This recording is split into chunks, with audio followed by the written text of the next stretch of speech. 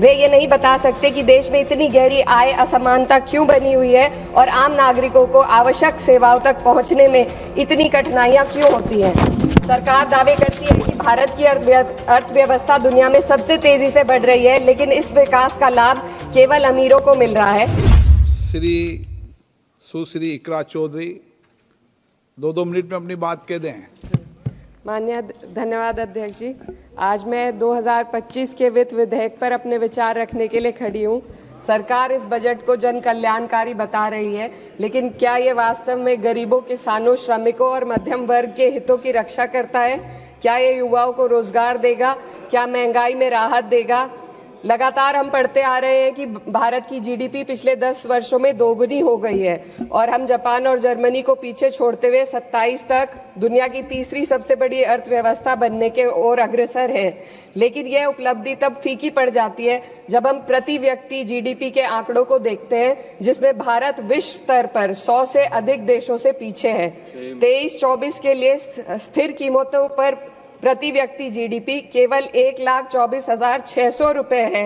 ये कोई आश्चर्य की बात नहीं कि सरकार इस डेटा पर बात करने से बचती है, क्योंकि वे ये नहीं समझा सकते कि पूरे देश की जीवन स्तर में वृद्धि क्यों नहीं हो रही। वे ये नहीं बता सकते कि देश में इतनी गहरी आय असमानता क्यों बनी हुई है और आम नागरिकों को आवश्यक सेवाओं तक पहुंचने में इतनी कठिनाइयां क्यों होती हैं। सरकार दावे करती है कि भारत की अर्थव्यवस्था दुनिया में सबसे तेजी से बढ़ रही है, लेकिन इस विकास का लाभ केवल अमीरों को मिल रहा है। आज हमारे देश में शिक्षित युवा नौकरी की तलाश में दर-दर भटक रहा है। सरकारी नौकरियों में लाखों पद खाली पड़े हैं, लेकिन भर्ती नहीं हो रही। निजी क्षेत्र में भी नौकरियों की संख्या घटती जा रही है।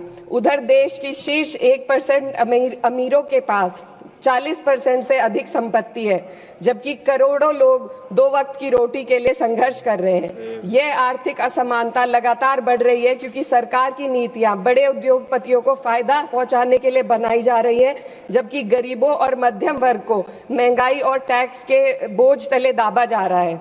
जब यह सरकार सत्ता में आई थी तब $1 लगभग 60 रुपए के बराबर था और आज 83 तक पहुंच गया है। Sir 2 minute. रुपए की इस गिरावट का सीधा असर आम जनता पर पड़ता है। इस सरकार की मौजूदा वित्तीय नीतियां पूरी तरीके से अमीरों के पक्ष में झुकी हुई है।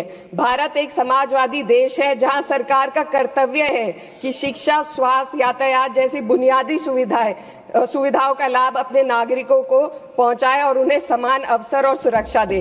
भारत के सरकारी स्कूलों और अस्पताल की हालात लगातार बद से बदतर होते जा रहे हैं। सर बस किसानों पर अपनी बात रखना चाहती हूँ। हमारा देश तब तक सशक्त नहीं हो सकता जब तक हमारे किसानों को उनका हक नहीं मिलता। 2023-24 में भारत की 46% श्रमिक आबादी कृषि क्षेत्र में कार्यरत थी, फिर भी इस क्षेत्र को नजरअंदाज किया जा रहा है। सरकार किसानों की आय दुगनी करने का वादा करती है, लेकिन असलियत यह है कि खेती की लागत बढ़ रही है, जबकि किसानों की आमदनी स्थिर बनी हुई है। ट्रैक्टर और हार्वेस्टिंग मशीनों पर 12% जीएसटी में सर 1 मिनट सर, किसानों का मुद्दा है, बस 1 मिनट सर, खत्म कर लें।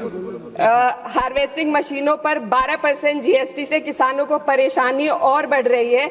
यदि सरकार इस बोझ को कम कर दे तो खेती में फायदा होगा। साथ ही साथ प्रधानमंत्री किसान सम्मान निधि के तहत जो मिलने वाली राशि है उसको बढ़ाकर 6,000 से 12,000 कर दे तो किसानों की आय में फायदा होगा।